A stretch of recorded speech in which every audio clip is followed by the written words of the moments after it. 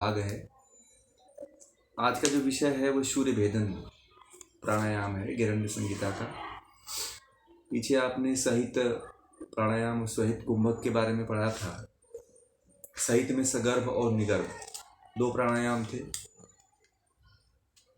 ये जो सूर्य भेदी प्राणायाम है बड़ा ही प्रचलित प्राणायाम है और बड़ा ही मार्मिक, बहुत ही उपयोगी, सबसे अधिक उपयोग कर हठयोग में इन 8 प्राणायामों में लगभग इन प्राणायामों का उपयोग होता है और सूर्य भेदी प्राणायाम का तो बहुत ही होता है।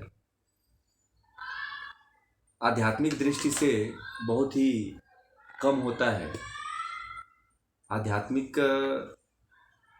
दृष्टि से इसकी साधना बहुत कम होती है। रोग की दृष्टि से सभी लोग करा लेते हैं 2 4 10 round, 21 round, 20 round, 5 minute, 10 minute, परंतु कोई इसको साधना की दृष्टि से नहीं करता है।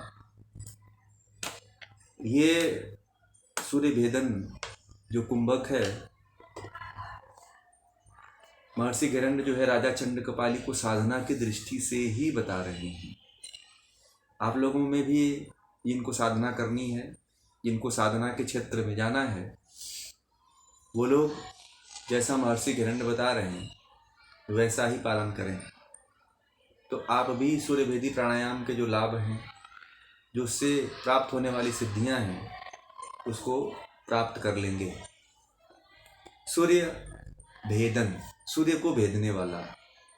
हमारे अंदर सूर्य है, सूर्य बाहर नहीं है।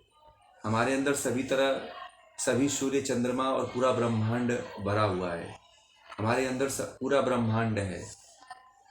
इस ब्रह्मांड में एक सूर्य भी है।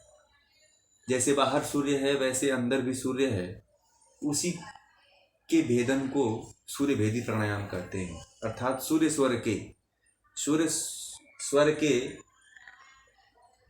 उच्च अवस्था को या जागरण की सूर्य स्वर के जागरण की उच्च अवस्था को जो है, जो सूर्य स्वर है वो इतना जागृत हो जाता है, अपने उच्चतम स्तर को प्राप्त कर लेता है कि सुषुम्ना में चंद्र और सूर्य का जो है दोनों का मिलन हो जाता है सुषुम्ना में। तो इसका जो कार्य होता है फिर वो पूरा हो जाता है, जो इसका प्रयोजन होता है वो सिद्ध हो जाता है। सूर्य भेदी अपने आप में प्राणायाम है, एक सशक्त प्राणायाम है, एक बलशाली प्राणायाम है और हमारे शरीर में जो बल का कार्य करता है, हमारे शरीर में जो ऊर्जा का कार्य करता है, वो सूर्य भेदी प्राणायाम के द्वारा होता है। सूर्य भेदी प्राणायाम जो है स्वरों से संबंधित है।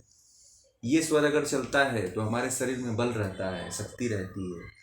ये स्वर की न्यूनता जो है हमारे शरीर द्योतक है।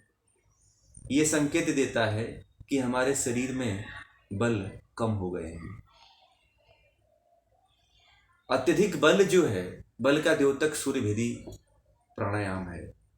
जिनका बल क्षीण हो चुका है, अत्यंत क्षीण हो चुका है, उनके लिए भी बड़ा ही लाभकारी होता है सूर्य भेदी प्राणायाम।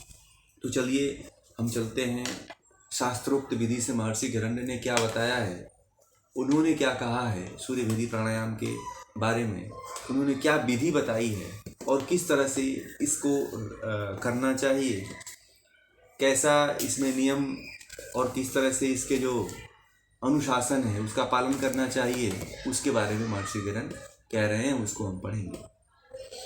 इसमें करीब टोटली लगभग 8 10 या 12 श्लोक हैं, उसको पढ़ेंगे फिर उसके अर्थ को समझेंगे। तो पहले ही कह रहे हैं 58 श्लोक में कि कथितम सहितम कुंभकम सूर्य भेद नकम शृणु पूर एत सूर्य नाड्या च यथाशक्ति बहिर्मरुतः धारयेद्व वय अत्नेन कुंभकेन जालंधरै यावत् संवेदनम नख केशाभ्याम तावत् कुर्वन्तः कुंभकम। ये सूर्य भेदी प्राणायाम के बारे में 2 श्लोक में वर्णन किया है उन्होंने। सहित उन्होंने अब सबसे पहले राजा चंड कपाली को कह रहे हैं कि हे राजा चंड, मैंने आपको सहित कुंभक के बारे में कह दिया, बता दिया। अब सूर्य भेदन के बारे में सुनिए। कह रहे हैं कि पूरयित सूर्या नाड़ी। अब सूर्य नाड़ी से यथाशक्ति वायु का पूरक करें, पान करें। वायु को सूर्य नाड़ी से वायु लें, यानी कि जो लेफ्ट यानी कि चंद्र नाड़ी है उसको बंद करके सूर्य नाड़ी से श्वास लेने की बात कह रहे हैं। बाकी हम लोग जो है सूर्य और चंद्र नाड़ी को बंद करके श्वास लेते हैं। बाकी जो उच्च कोटि के जो साधक हैं उनको बंद करने की आवश्यकता नहीं होती है, वो उनके बस में नाड़ियाँ होती हैं। इतना प्राणायाम के द्वारा इतना अभ्यास हो चुके होते हैं कि वो यथाशक्ति जिस स्वर से चाहें उस स्वर से श्वास हाथ के सहारे के ही ले सकते हैं, इतनी उनके अंदर क्षमता होती है। बाकी अन्य लोगों में या हम जैसे जो साधक हैं उनमें ऐसा नहीं। तो उन्होंने कह रहे हैं कि सूर्य स्वर से पहले क्या करना है, सूर्य नाड़ी से वायु भर लें, सूर्य स्वर से वायु भर लें, फिर जालंधर बंद लगाकर। इसमें पहले वाले में था सहित कुंभक में उड्डयन बंद था, अब इसमें कह रहे हैं कि जालंधर बंद, यानी कि पूरयित सूर्यानाड़े यथाशक्ति बहिर्मरुत धारयित हुयत्नेन कुंभकेन जालंधरई। उसके बाद कह रहे हैं कि जालंधर बंद लगाकर कुंभक करें, और जब तक पांव से केस पर्यंत, पांव से लेकर के केस तक यानी सिर तक, पैर से लेकर के सिर तक क्या हो जाए, जब तक पसीना ना आ जाए तब तक जो है कुंभक करें, यानी कि अर्थात वायु को धारण करें। देखिए इतनी शक्तिशाली है ये, इसलिए कि एक तो आप गर्म वायु लेकर के और जब उसको धारण करते हैं, कुंभक करते हैं, तो शरीर में एक ताप उत्पन्न होता है, और जब ताप उत्पन्न होता है तो वो जो है पसीने के रूप में हमारे शरीर से निकलता है। तो कहते हैं कि जब कुंभक होता है सूर्य भेदी प्राणायाम में तो शरीर से पसीना निकलने लगता है। और कभी कभी तो ऐसा होता है कि कुछ ऐसे योगी होते हैं कि जो उनका रोम छिद्रों के माध्यम से पसीने से ही जो कुंभक की हुई वायु रहती है वो बाहर निकल जाती है। किसी किसी का होता है जो उच्च कोटि के साधक होते हैं। बाकी जो नॉर्मल साधक हैं, जो सामान्य साधक हैं, उनके शरीर से इस तरह का नहीं होता है, केवल पसीना ही आता है और बाकी जो वायु जो है उनको फिर छोड़नी पड़ती है जो कुंभक किए रहते हैं। फिर कह रहे हैं कि प्राणोपानः समानश्चोदान व्यानौ तथैव च नागः कूर्मश्च कृकलो देवदत्तो धनंजयः हृदि प्राणो वहेन् नित्यं पानो गुदमण्डले समानो नाभिदेशे तु उदानः कंठमध्यमः व्यानो व्याप्य शरीरे तु प्रधानः पंचवायवः प्राणाद्दाः पंच विख्याता नागाद्दाः पंचवायवः तेषामपि च पंचानाम् स्थानाम्यपि च वदाम्यहम् उद्गारे नागः आख्यातः कूर्म स्तून् मीलने स्मृता कृकलः छित्कृते ज्ञेयो देवदत्तो विजृंभणे न जाहाति मृते क्वापि सर्वव्यापी धनंजय नागो गुह्याति चैतन्यः कूर्मश्चैव निमेषणं क्षुधा त्रिट्ट ककरश्चैव चतुर्थेन तु जृंभणं भवेत् धनंजय छाब्दं क्षणमात्रं न निःसरेत् सूर्यास् संभिन्न नाभिमूलत् समुद्धरेत् ईड्या रेचयेत् पश्चात् अध्यरणाखंड वेगतः पुनः सूर्येण चाकृशः कुंभ इत्वा यथाविधि रेचयित्वा साधयेत्तु क्रमेण च पुनः पुनः कुंभकः सूर्यभेदस्तु बोधयेत् कुंडलिनी शक्ति देहानल विवर्धनम इति ते कथितम चंड सूर्य भेदन उत्तमम। अब इसमें देखिए प्राणों के बारे में हिरण्य संहिता में वर्णन मिलता है, 10 प्राण के बारे में वर्णन मिलता है। बहुत बार, कई बार प्रश्न आया है कि 10 प्राण का वर्णन कहाँ मिलता है हिरण्य संहिता में। तो लगभग बहुत से जो नेट और जेआरएफ का एग्जाम देते हैं उनको पता नहीं है कि कौन कौन से 10 प्राण होते हैं, हिरण्य संहिता में कहाँ वर्णन किया गया है। तो जो पढ़ा रहेगा टेक्स्ट बुक से, जो व्यक्ति समझे रहेंगे वास्तविक रूप से, वो इसके बारे में बता पाएंगे कि 10 प्राणों के बारे में कहाँ वर्णन किया हुआ है। अब यहाँ पे 10 जो प्राण हैं उनके बारे में महर्षि बता रहे हैं कि 10 प्राण कौन कौन से हैं। 10 प्राण, 5 प्राण और 5 उप प्राण, दोनों मिला करके जो है 10 प्राण होते हैं शरीर में। तो ये भी कह रहे हैं कि प्राण, अपान, समान, व्यान, उदान, नाग, कुर्म, कृकल, देवदत्त और धनंजय, ये क्या हैं? ये 10 प्राण हैं। उन्होंने कह दिया इसी श्लोक में, आगे वाले कह रहे हैं कि हृदय में प्राण रहता है, हृदय में प्राण रहता है, गुदा में अपान रहता है, नाभि में समान रहता है, कंठ में उदान रहता है, ये जो कंठ वाला भाग है उसमें उदान रहता है, और पूरे शरीर में जो व्याप्त रहता है वो व्यान है। इसको जानिए, तो लगभग सभी लोग जानते ही होंगे, योग पढ़ने वाले हैं। तो ये 5 प्राण प्रमुख हैं। ये पांच ही जो प्राण हैं इसको प्रमुख माना गया है। नागादि 5 उप प्राण हैं। आगे कह रहे हैं कि नाग आदि जो नाग, कृकल, देवदत्त, धनंजय जो है ये 5 उप प्राण है। ठीक है। अब उसमें जो है उद्गार में जो उद्गार आता है, अंदर से डकार आती है, तो उसमें वो जो प्राण होता है, उप प्राण जो होता है वो नाग होता है, उन्मनी उन्मीलन में कुर्म होता है, भूख में कृकल होता है। जब भूख लगती है तो वहाँ पे कृकल उप प्राण होता है। जब हम लेते हैं तो वहाँ पे देवदत्त होता है, और मरने पर भी जो नहीं छोड़ता वो धनंजय प्राण है।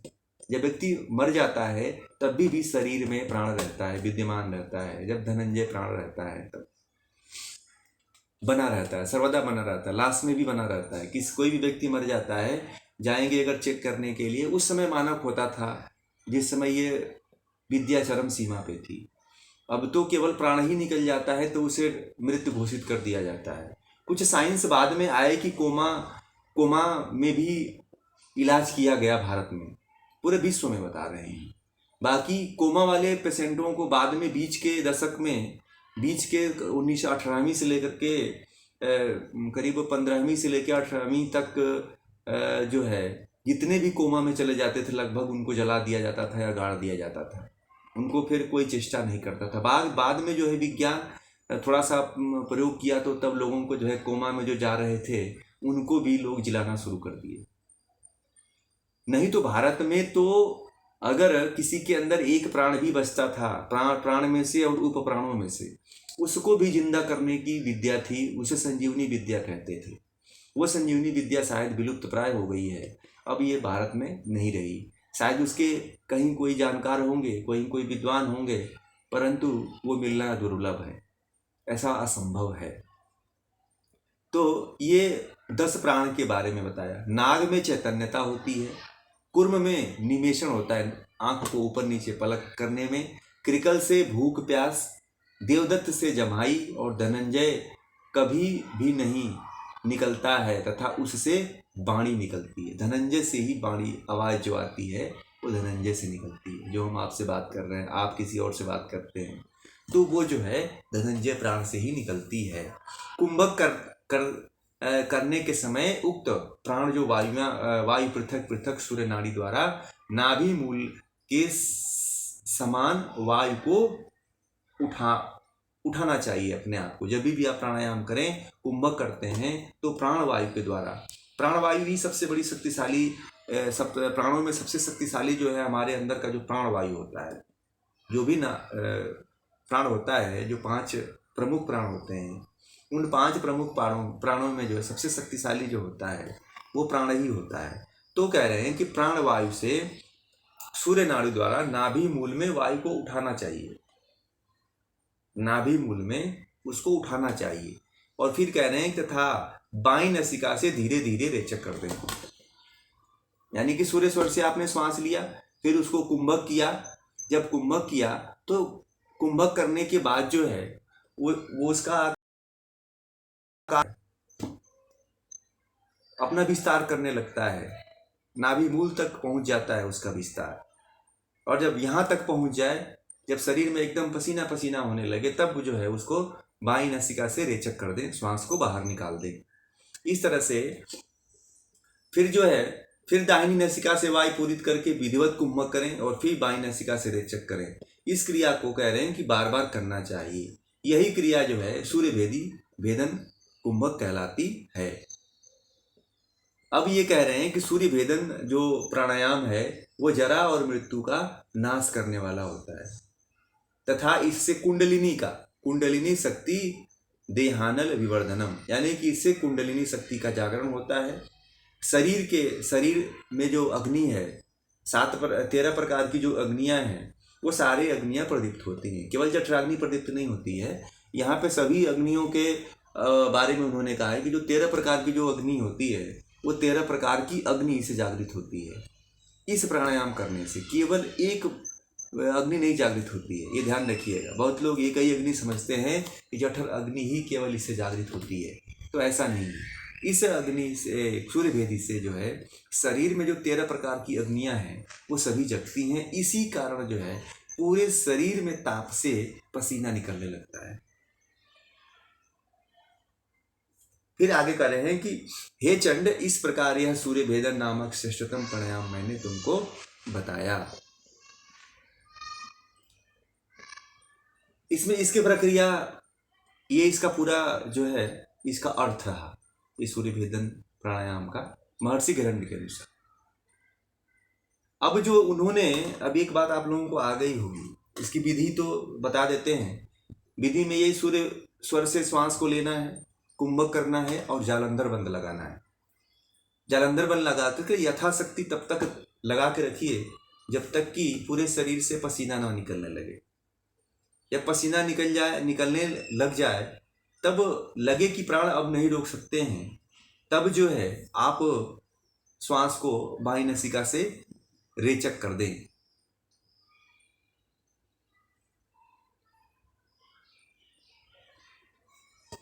ये जो जितने भी, अब ये एक प्रश्न ये उठता है कि ये महर्षि गैरंड ने सूर्य भेदन प्राणायाम में ये 10 प्राणों के बारे में क्यों जिक्र कर दिया और सभी का स्थान क्यों बता दिया? इससे क्या मतलब है सूर्य भेदन प्राणायाम से?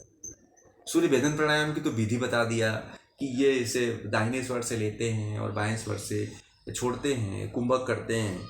आप लोगों के मन में प्रश्न उठ भी रहा होगा कि क्यों मतलब इन प्राणों को सूर्य भेदी में जोड़ दिया।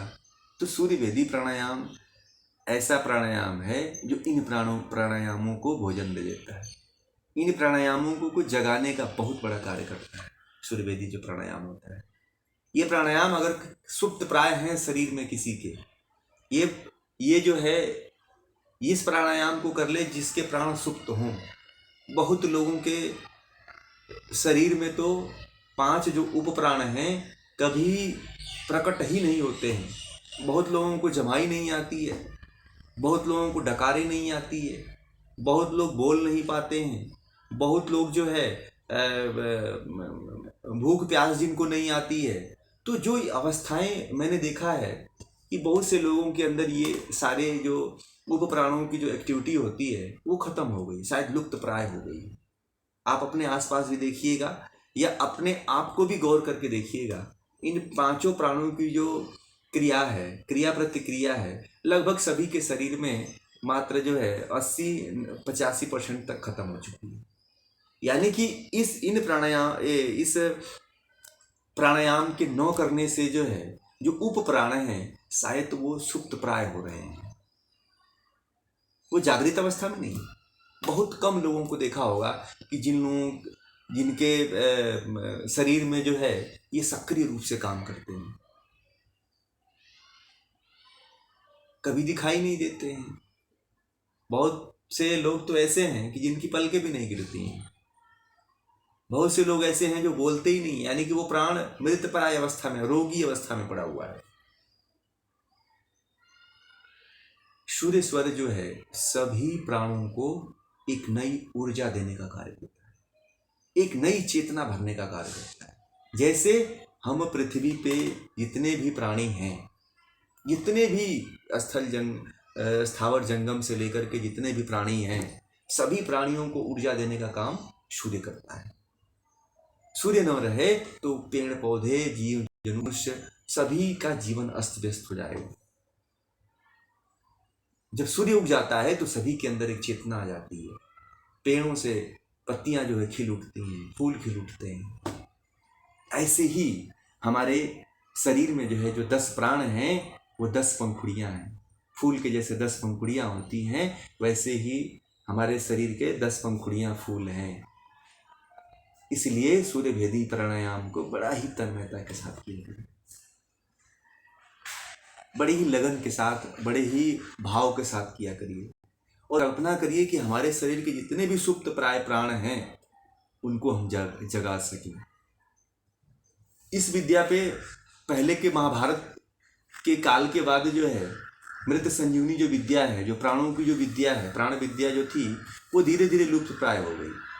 बाद के ऋषियों ने, कुछ लोगों ने, हठ योगियों ने जो है इसको साधने का प्रयास किया, परंतु वो अपने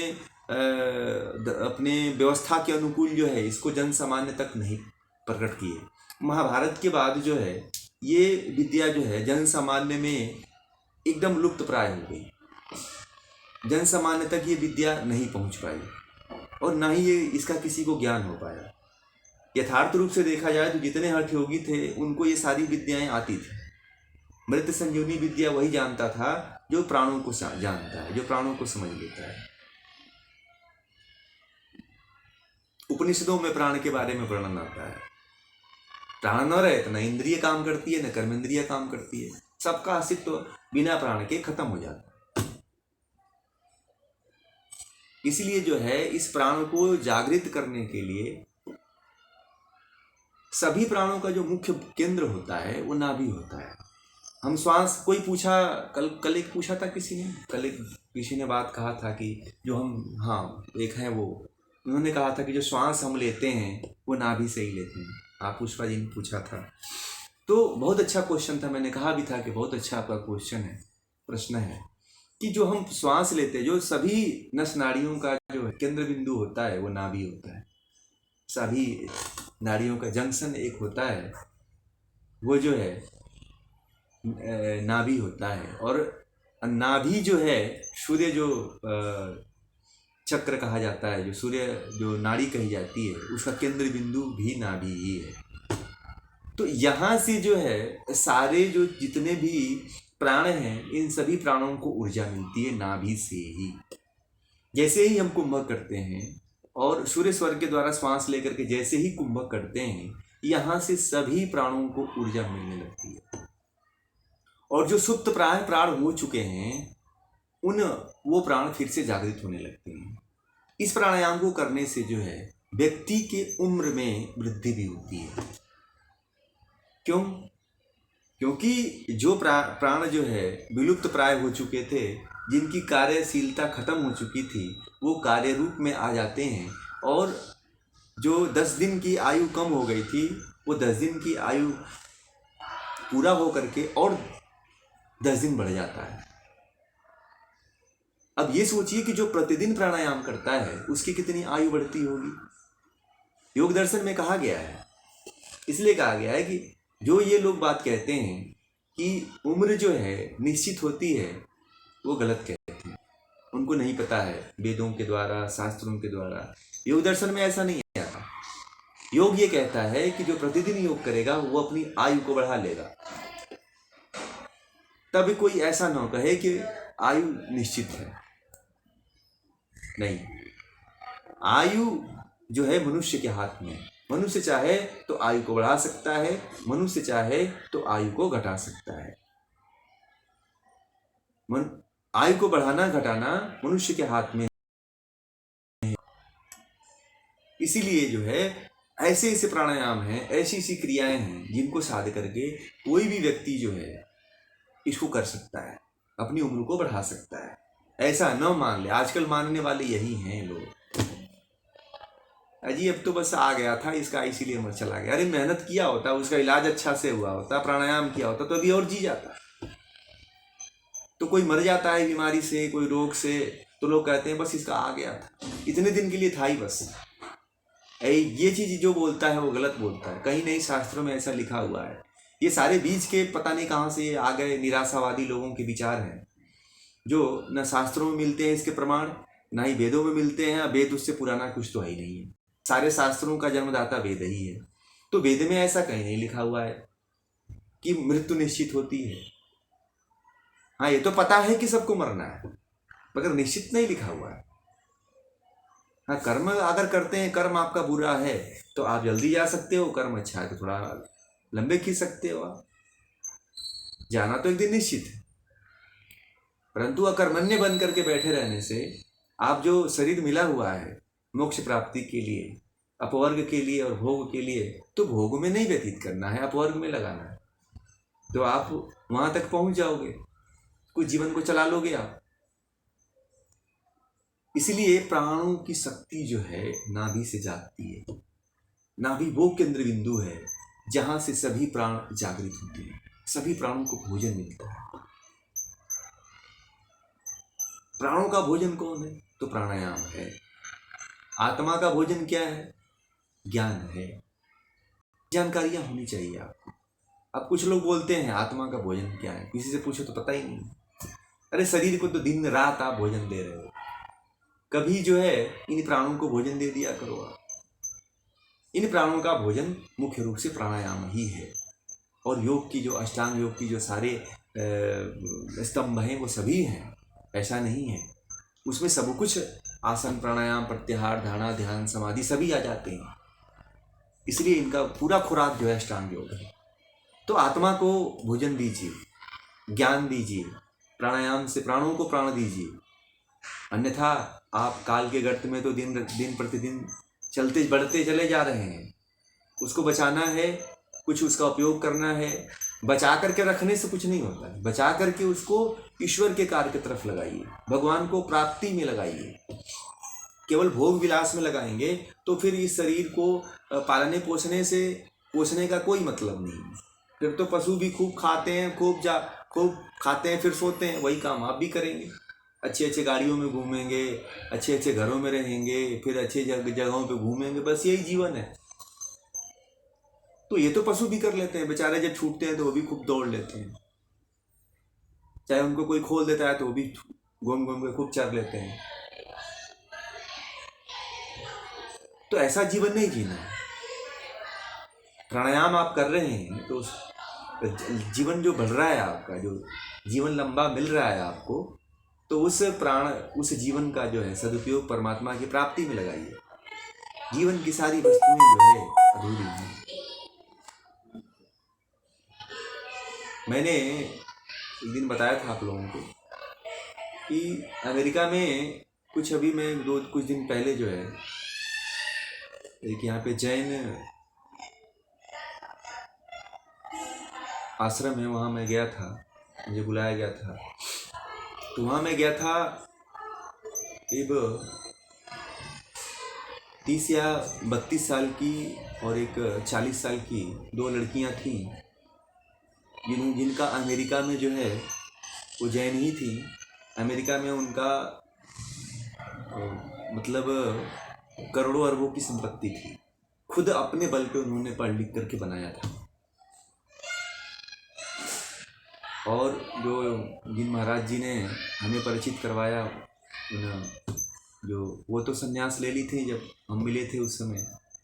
2 दिन पहले सन्यास लिया था, जिस 2 दिन पहले हम उनसे मिले, तो उन्होंने अपना पूरा ग्लैमरस जीवन जो है छोड़ करके और हाथ में झाड़ू और 2 कपड़े पहन करके अपने पूरे जीवन को आध्यात्म की खोज की तरफ लगा दिया। उनसे मैंने पूछा कि इतना धन और वैभव रहते हुए आप इस रास्ते पे क्यों चले आए? तो बोले कि इस जीवन का कोई अस्तित्व नहीं है, हमने 10 साल 5 साल में जी करके पूरा देख लिया। ये जो पैसे भी थे ना, ये पैसे भी किसी काम के नहीं थे। इसे जो शांति मिलनी चाहिए थी, जो मन को चाहिए था, शायद वो नहीं मिल रहा था। और ये उदासी शायद मुझे लगता है कि उसको कितना भी हम भोगते और मुझे मिलता भी रहता हम लोगों को, शायद वो पूरा नहीं मिलता। मैंने कहा आप लोगों का बड़ा ही सौभाग्य है और बड़ा ही अच्छा निर्णय है, बड़ा ही बलशाली निर्णय है। शायद हम आपकी तरह हम लोग जो है इतना दृढ़वान नहीं है।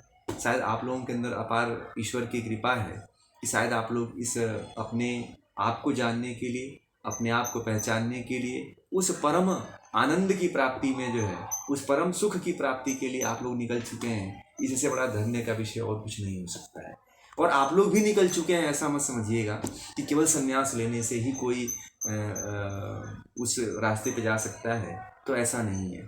आप गृहस्थ में रह करके भी ज्ञान को धारण कर रहे हैं, ज्ञान में जी रहे हैं और सतचित आनंद में जी रहे हैं, ज्ञान की खोज में जी रहे हैं, तो आप भी उनसे कम नहीं हैं।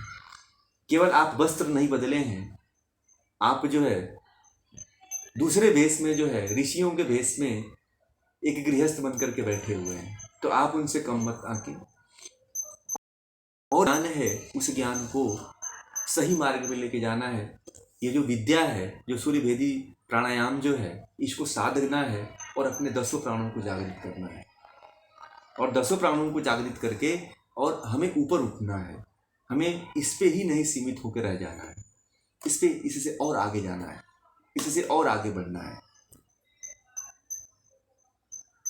तब जाकर के जीवन का लक्ष्य सफल प्राप्त हो सकता है।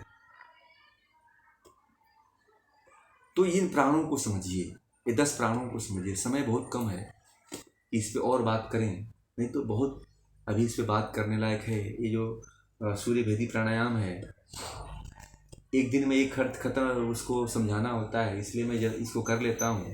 नहीं तो इस पे बात किया जाए तो बहुत, क्योंकि 10 प्राण हैं और 10 प्राणों पे बात किया जाए तो 10 दिन बात किया जा सकता है। हमने सभी को एक साथ समेट लिया है, बाकी इतना समय नहीं है कि इस पे बहुत लंबा बात करें, और शायद सभी के पास इतना सुनने की क्षमता भी नहीं है, इतने देर तक आज कल कोई इसको सुन पाए। इसीलिए जो है कभी जीवन में, कभी आगे भविष्य में कभी समय मिलता है तो एक एक प्राणों पे बात करेंगे कि ये कैसे कैसे प्राण है। तब इसकी प्राण विद्या को आप समझ सकते हैं, फिर इसकी गहराइयों में आप लोग उतर सकते हैं। फिर जो है जो जीवनी शक्ति की जो ज्ञान है, जीवनी शक्ति की जो विद्या है, उसको आप समझ सकते हो। हमारे ऋषि मुनि जो है पर काया प्रवेश इसीलिए कर लेते हैं कि वो 10 प्राणों को जीत चुके हैं, वो 10 प्राणों को समझ चुके होते हैं।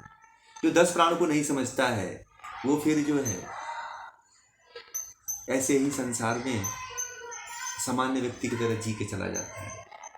योगी चाहे तो किसी के मरे हुए शरीर को जिला सकता है, परंतु वो भगवान के न्याय में हस्तक्षेप नहीं करता है। भगवान श्री कृष्ण ने एक बार हस्तक्षेप किया था।